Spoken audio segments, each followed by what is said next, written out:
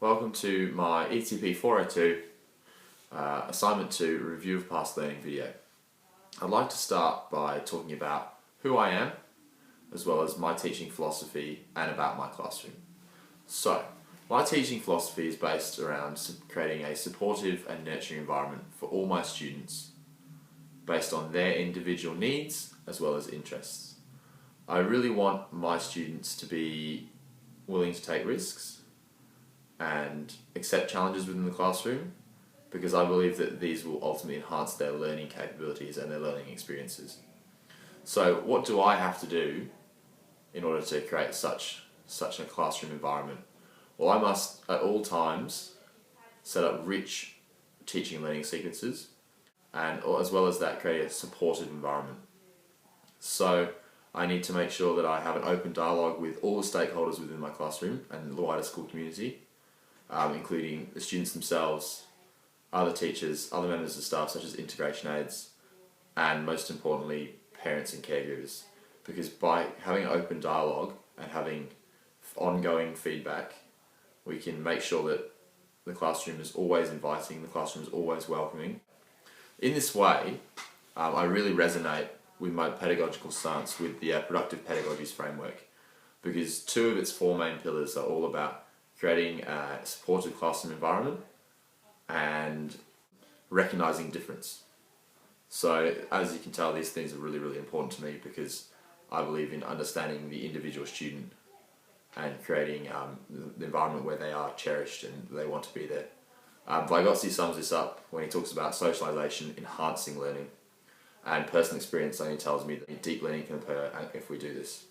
So when I look at my teaching learning sequences and how I do create those deep and rich teaching learning sequences, I often look to the E5 learning model, because I believe that it is a really, really good way of giving students the opportunity to be problem solvers and having some real world learning. As in particular in the explain and explore stages of the E5 model, students must find new things, perform trial and error, and work as hard as they can to be problem solvers to get the best information and the best knowledge they can out of the learning and the activity or the task that they're doing. Okay, I also have, from this, I have a strong ethos of communication and teamwork, so working together.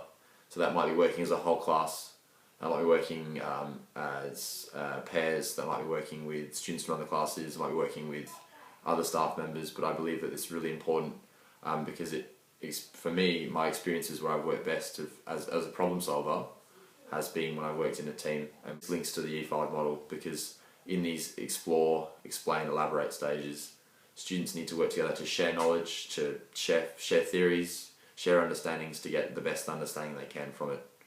So all of this has really led me to be a constructivist teacher. As you can tell, I want students to make their own meaning of the facts. I want them to have authentic tasks which give them this opportunity to do that. I don't believe that you can bank knowledge, because as Freire told us when he spoke about banking knowledge, it just doesn't work for students. You can't bank knowledge that's irrelevant to them. We need to let them have the opportunity to go out and find knowledge themselves which is relevant to their world, and scaffold this in a way that gives them really, really deep learning. It is important that I am the facilitator of knowledge and not the dictator of it in the classroom. That is what I want my classroom to be like. I want it to be a collaborative learning environment at all times. First AITL standard I'll be addressing is standard 2.1, which is content and teaching strategies of the teaching area. In order to do this, I'll be detailing an example which is based around a grade 6 physical science inquiry unit that I was able to plan, deliver, and evaluate at Beverly Hills Primary School. Okay, so first thing that's really important is to know that the unit itself was based around pre- and post-assessment tasks and the use of the E5 model. So the teaching strategies for the unit included KWL charts. So this was the start of the unit, as I've already mentioned, where we sat down with the students and wanted to find out what they already knew about physical sciences, as well as what they wanted to know about the physical sciences, and in particular what interested them and would be useful in their real world. From there, we were able to conduct whole group explicit teaching, particularly using diagrams and interactive whiteboard resources. Then from there we were able to set up a role play for the electricity cycle, which the students themselves were involved in both the creation of and obviously the production of. Using that role play was really hands-on. It got the students moving and active and gave them a kind of deeper understanding of what was happening. From there, we gave the students opportunities to experiment using different materials and resources. That was all around conductors and insulators. We made sure that the materials the students were testing and experimenting with were relevant to them, and they were able to choose what was relevant, bringing different resources into the classroom for that experiment. And finally, gave the students the opportunity to use their ICT presentation skills, which they're always working on within the grade 6 environment, to evaluate their learning and publish a piece of work, which was their summative assessment. I believe that this reflects the standard, which is obviously content and teaching strategies, as we gave the students a wide range of teaching strategies, all based around what they wanted to learn and how they wanted to find out more about that physical sciences unit and the content within that. So we obviously tailored it to the group, and that worked both ways, because by tailoring it to a group, you need to know how your students learn, and you also need to obviously engage them. So at times we needed explicit teaching content, and at other times there was giving the students, as I said, the opportunity to experiment and go away and find out more for themselves. In this way, the unit was planned using the E5 model, and each task was based on a different facet of the model, particularly giving the opportunity to explore and evaluate. So exploring was really about experimentation, finding out exactly what they could about different materials and electricity, and then evaluating using their publishing ICT skills, as I've already mentioned. Feedback that I was given about this unit from my Deakin tutor was that the sequence was appropriate for the cohort, according to Auswell's and the learning needs of the cohort. I believe that this supports constructivism in a big way, because all of the unit's activities were giving students as much as possible the opportunity to make sense of their own facts and really understand what they wanted out of it, and it was enabling them, especially with the inquiry element of the unit, allowing them to approach it from their own angle, and that was something I found to be really important. The standard I'll be addressing is standard 1.5, which is differentiate teaching to meet the specific learning needs of students across the full range of abilities.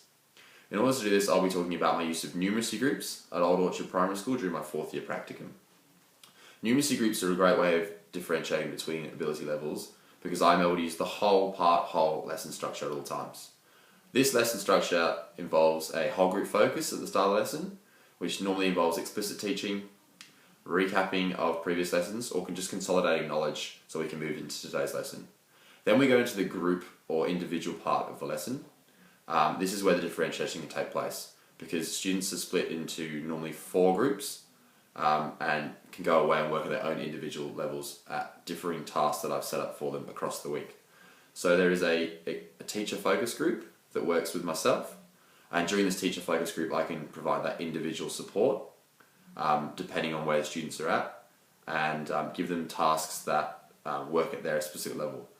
Then there is normally a ICT group, which is working on an ICT program based at their level. So I often like to use the Mathletics program, where students are able to consolidate knowledge based on their level. I am able to go in and find out how they're going with that, and if they need to be obviously extended and moved to the next level, or stay at that same level and work there for a little bit longer. Then there's normally a hands-on group working with concrete materials based on the needs of the students. And finally, a worksheet-based group. And that worksheet, of course, is tailored to each individual group of students' work. I find that this is a great way of tailoring to individual abilities, because by using 4 different groups, no one in the class is working on the same thing at the same time. And the whole lesson structure is great in that way as well, because then we have normally a share time, where we can come back, I can actually do some more informal assessment and find out how those groups went, if they need some more help, or if I need to think about maybe changing up what might be happening in the following day's numeracy groups. I believe that this whole lesson structure sort of deals with that notion of one size fits all doesn't work, because it just doesn't.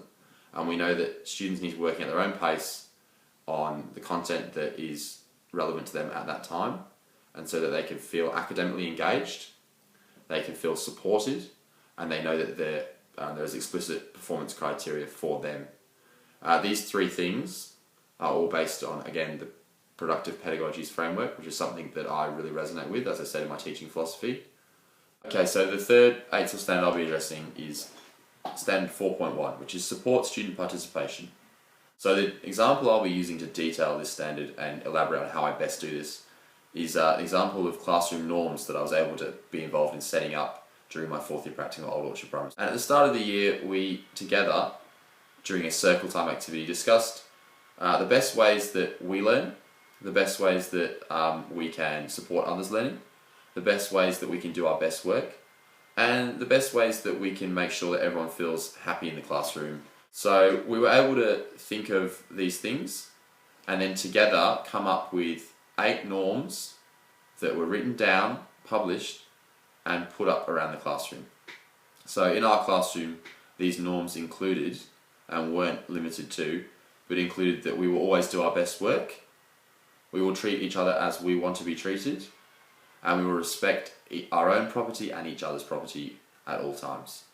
So as you can see, straight away, we're trying to create a supportive, inclusive environment within the classroom, where students know what's expected of them, and they can come in every day knowing what's going to happen within the classroom.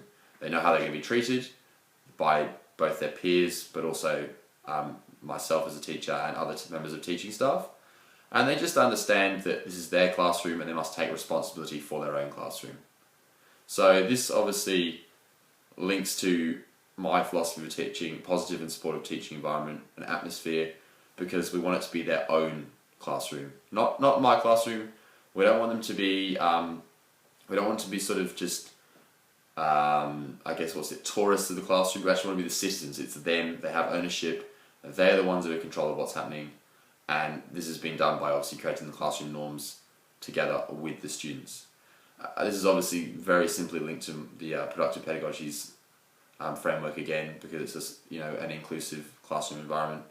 And as my mentor teachers said, I have an excellent rapport with the students who consider me a classroom teacher, and I've worked with them to develop positive and respectful relationships. And I think the best way I did this was through the use of these classroom norms, which I obviously am constantly reinforcing and can come back to all times because they're displayed all over the classroom. Students know where they are, I know where they are, and we all get along using these classroom norms.